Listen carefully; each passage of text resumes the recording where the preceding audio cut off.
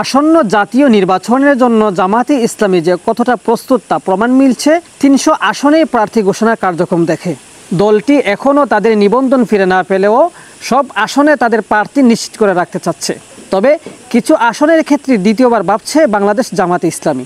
যেমন কুষ্টিয়া ৩ আসনে তাদের পরীক্ষিত নেতা অধ্যাপক ফারহাদ হুসাইনকে বাদ দিয়ে ইসলামিক বক্তা মুফতি আমির হামজাকে মনোনয়ন দেওয়া হয়েছে।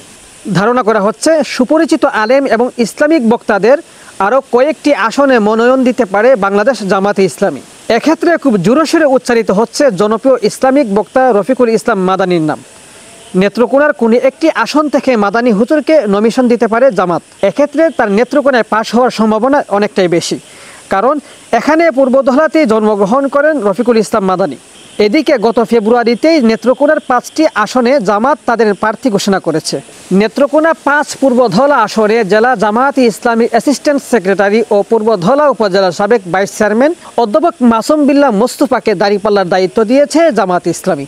মাওলানা রফিকুল ইসলাম মাদানির সাথে জামায়াতে ইসলামীর সম্পর্কও বেশ ভালো।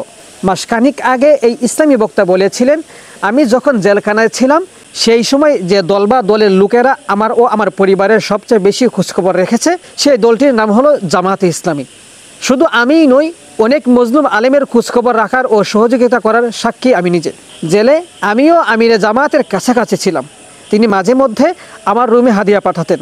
এটা ছিল আমাদের প্রতি তাদের ভালোবাসা। আমি হেফাজতের আলেমদের বলতাম, দেখেছেন জামায়াতের দূরদৃষ্টি, যে যতটুকু করেছে ততটুকুই বলাটা আমার নৈতিক দায়িত্ব। এখানে আমার কোনো দ্বিধা নেই। যারা 24-এর বিপ্লবের প্রকৃত চিত্র জানে তারা নিশ্চয়ই স্বীকার করবে যে শাহাদাত প্রিয় এসে ছাত্র শিবিরের অবদান ছিল সবচেয়ে বেশি। অন্য ছাত্র সংগঠনগুলোর অবদান অবশ্যই আছে, তবে সেই সময় মূল চ্যালেঞ্জটা ছাত্র শিবির নিয়েছিল।